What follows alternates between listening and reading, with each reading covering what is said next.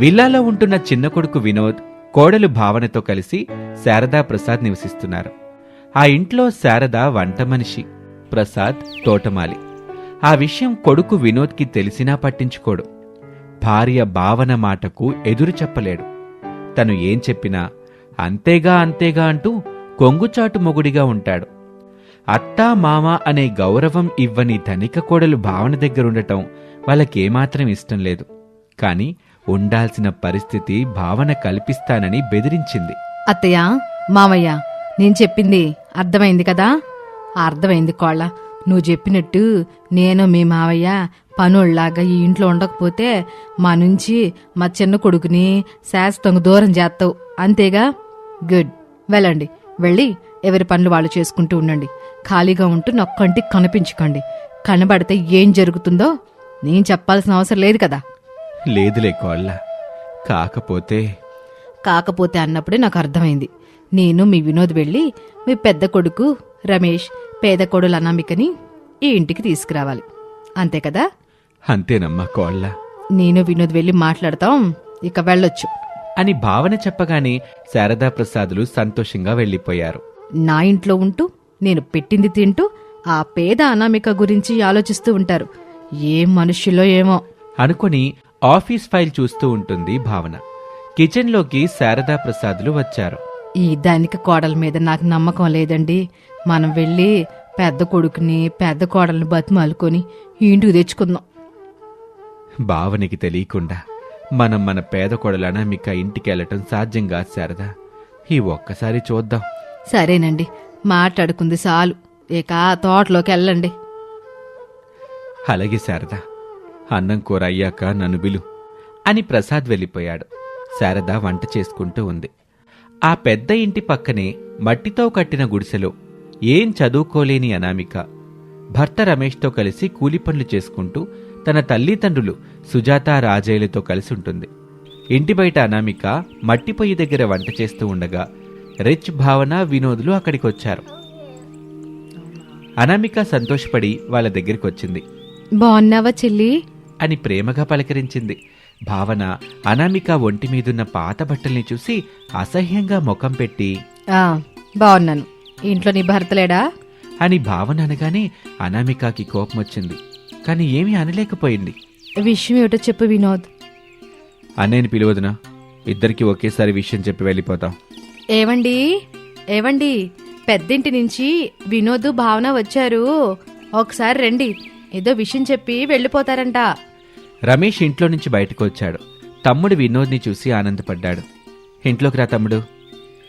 అనామిక, దీన్నే ఇల్లంటే మరి దాన్నేమంటారు అంటూ తను ఉంటున్న పెద్ద ఇంటిని చూపించింది భావన. అది మీ డబ్బున్న వాళ్ళ మహల్, ఇది మా పేదవాళ్ళ మహల్. వినోద్, మనం వచ్చిన విషయం గురించి చెప్పు, ఇక్కడ నేను నిలబడలేకపోతున్నాను. ఇప్పుడే చెప్పేస్తాను భావన. అన్నయ్య, చెప్పు తమ్ముడు. అమ్మా నాన్న మిమ్మల్ని ఆ ఇంటికి తీసుకురమ్మని ఒకటే గోల్ చేస్తున్నారు. ఆ ఇంటికి పదండి. ఆ ఇంట్లోనే మాతో పాటు మీరు ఉండొచ్చు. మాతో పాటు ఉండొచ్చంటే మేము మీరు ఒకటని కాదు, మేము ఆ ఇంటి యజమానులం, మీరు కూలోళ్ళు. అనామిక, నువ్వు ఇంటి పని, వంట పని చేయాలి. ఇక నీ భర్త తోట పనితో పాటు గేటు పని చేస్తూ ఉండాలి. మార్కెట్ నుంచి కూరగాయలు కూడా తెస్తూ ఉండాలి అని చెబుతుంటే అనామికకి కోపం వచ్చింది. రమేష్ చెయ్యి పట్టి ఆపాడు. అనామిక ఆవేశం పనికిరాదని తనను తాను నిగ్రహించుకుంది. చెల్లి, మేము తమరి పెద్దింట్లోకి ఇప్పుడే కాదు, ఎప్పటికీ రాము. ఇదే ఇంట్లో ఉంటాం. మాకు ఉన్నంతలో మేం బ్రతుకుతాం. ఇక మీరు మీ ఇంటికి వెళ్ళొచ్చు. చేసేది కూలి పని, బ్రతికేది మట్టింట్లో. పౌరుషం మాత్రం వేరే లెవెల్లో. పద వినోద్ అని వినోద్తో భావన వెళ్ళిపోయింది. అనామిక, రమేష్లు బాధపడుతూ ఉంటారు. అలా రోజులు గడుస్తూ ఉంటాయి. శీతాకాలం రావటంతో ఊరంతా మంచు పడుతూ ఉంటుంది. రాత్రైతే ఎముకల్లోకి దూరే చల్లని గాలి.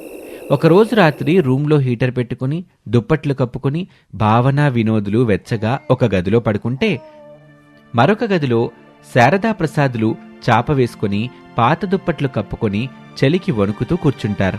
ఈ రాత్రి మీరు పడుకోరు, నన్ను పడుకోనేవరా?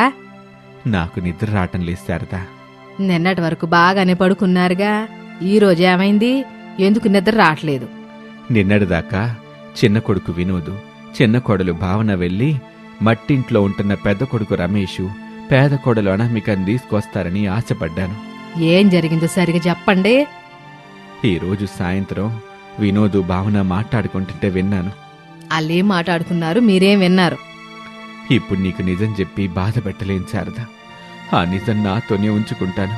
ఇట్టా మీలో మీరే బాధపడతా ఉంటే ఇక భార్యగా నేనుండి ఏ లాభం చెప్పండి మీరే. మీ బాధను పంచుకోలేని పరాయి మనిషిని అయిపోయినా నేను. అంత మాట అనబాకు శారదా.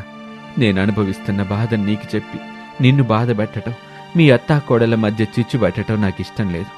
అందుకే నేను చెప్పటం లేదు అయితే మీ ఇష్టమేక, నేను పడుకుంటున్నాను అని శారద పడుకుంది. ప్రసాద్ బాధగా అలా కూర్చుండిపోయాడు. మట్టింట్లో ఒక మూల వేసుకున్న చలిమంట దగ్గర పాత దుప్పట్లు కప్పుకొని రాజయ్య సుజాతలు పడుకుంటే రమేష్ అనామిక కూర్చున్నారు. అయిందేదో అయింది అనామిక, ఇంకా అదే తలుచుకుని బాధపడ్డం ఏమైనా బాగుందా చెప్పు. మీరు కూలి పనులు చేసుకుంటూ వినోద్ని చదివించారు. వాళ్ళకి విశ్వాసం లేదనామిక. వాళ్ళ గురించి ఆలోచిస్తూ పడుకోకుండా మన ఆరోగ్యం ఎందుకు పాడు చేసుకోవడం చెప్పు. పదనామిక పడుకుందాం. సరేనండి, పడుకోండి. ఉదయాన్నే మనం కూలి పనులకు వెళ్ళాలి అని అనామిక రమేష్లు పాత దుప్పట్లు కప్పుకొని పడుకున్నారు. అలా సమయం గడుస్తూ ఉంటుంది. మంచు పడుతూ ఉంటుంది. అలా రాత్రి గడిచింది. మరుసటి రోజున శారదా ప్రసాదులు పేద కోడలు అనామిక ఇంటికొచ్చారు. రమేష్ మంచం వేశాడు. ఇద్దరూ కూర్చున్నారు. అనామిక టీ పెట్టించింది. ఇద్దరూ తాగారు. ఏం జరిగింది కోళ్ళ? బావన వచ్చి ఆ పెద్దింటికి రమ్మని పిలిచిందిగా, మీరెందుకు రాలేదు? ప్రేమగా అభిమానంతో పిలిస్తే వచ్చేవాళ్ళం అత్తయ్య. కానీ భావన డబ్బు పొగరు చూపించింది. పక్కనే ఉన్న వినోద్ కూడా ఏం మాట్లాడలేదు అత్తయ్య. నాకు చాలా బాధగానే ఉందమ్మా కోళ్ళ. కానీ ఏం చేయగలను చెప్పు. బాధపడితే అక్కడ ఉండటం ఎందుకు నాన్న? ఇక్కడికి వచ్చేయండి మీరు కూడా. రావాలని ఉంది బాబు, కానీ చిన్న కోడలు మాతో సంతకం పెట్టించుకుంది. అనామిక రమేష్లు ఆశ్చర్యంగా ఒకరి ముఖం ఒకరు చూసుకున్నారు. సంతకం పెట్టడం ఏమిటత్తయ్య? మీకెంతకాలం చెప్పలేదు కదమ్మ కోళ్ళ. చిన్న కోళ్ళు చదువుకుందిగా, మమ్మల్ని బాగా చూసుకుంటుందన్న ఆశపడి ఆ పెద్దింటికి వెళ్ళాం కదా. కానీ వినోద్ని మా నుండి దూరం చేస్తానని బెదిరెత్తంది. చదువురాని మా చేత ఏలు ముద్రలు వేయించుకొని ఇంట్లో పనులన్నీ చేయించుకుంటుందమ్మా అంటూ శారద కన్నీళ్లు పెట్టుకుంది. అనామిక రమేష్లకు జాలేసింది. అంతలా బాధపడుతూ అక్కడెందుకు అత్తయ్య ఉండడం, ఇక్కడికి వచ్చేయండి. ఇక్కడికొచ్చి ఈ చిన్నింట్లో ఎక్కడుండాలమ్మా కోళ్ళ? మాతో పాటు ఉండండి మావయ్య, ఎలాగోలా సర్దుకుందాం. మంచి మనసున్న మనకి ఈ చలికాలం ఏకీడు చేయదు. సర్లే అమ్మ కోళ్ళ, ఇక్కడే ఉంటాం అని శారదా ప్రసాద్లు ఆ రోజు నుంచి పేద కోడలు అనామిక ఇంట్లో ఉంటారు. ఆ విషయం తెలిసి భావన వినోద్ మీద సీరియస్గా అరుస్తూ ఉంటుంది. వినోద్ ఏమీ మాట్లాడకుండా మౌనంగా ఉంటాడు. ఆ రోజు రాత్రి కరెంటు పోవటంతో భావన రూంలో హీటర్ ఆగిపోయింది. దాంతో భావన చలికి తట్టుకోలేకపోయింది. ఏంటి వినోద్, ఇంత రాత్రి పవర్ కట్ ఎందుకో కనుక్కున్నావా? వాళ్లకు తెలియదంట, మార్నింగ్ వరకు రాదని చెప్పారు భావన. ఇప్పుడు నేను ఇంత చల్ల ఎలా పడుకోవాలి? ఏం చేయాలో అర్థం కావటం లేదు. ఇప్పుడు బయటకు వెళ్ళటం కూడా సాధ్యం కాదు భావన. దుప్పట్లు కప్పుకొని పడుకోవడమే. భావన చేసేదేమీ లేక దుప్పట్లు కప్పుకొని చలికి వణుకుతూ పడుకుంది. పేదకోడలు అనామిక తన మట్టి ఇంట్లో చలిమంట పెట్టింది. దాంతో ఆ ఇంట్లో వెచ్చగా ఉంది. రమేష్, శారద, ప్రసాదు, సుజాత, రాజయ్య అందరూ గోనె సంచుల దుప్పట్లని కప్పుకొని హాయిగా పడుకున్నారు. అనామిక మెలకువగా ఉంటూ నిప్పురవ్వలు చిల్లకుండా చలిమంట చల్లారకుండా చూసుకుంటూ ఉంటుంది. భావన చలికి తట్టుకోలేకపోయింది. చలి జ్వరం వచ్చింది. హాస్పిటల్లో ఉంది. శారద, అనామిక ఎంతో ప్రేమగా భావనని చూసుకున్నారు. అప్పుడు భావన తన తప్పు తెలుసుకుంది. శారదని, అనామికని మన్నించమని వేడుకుంది. వాళ్లతో కలిసిమెలిసి ఉంటుంది. ఇది వాల్టి కథ. మరొక ఆసక్తికర కథలో మళ్ళీ కలుద్దాం. అంతవరకు సెలవు. నమస్తే.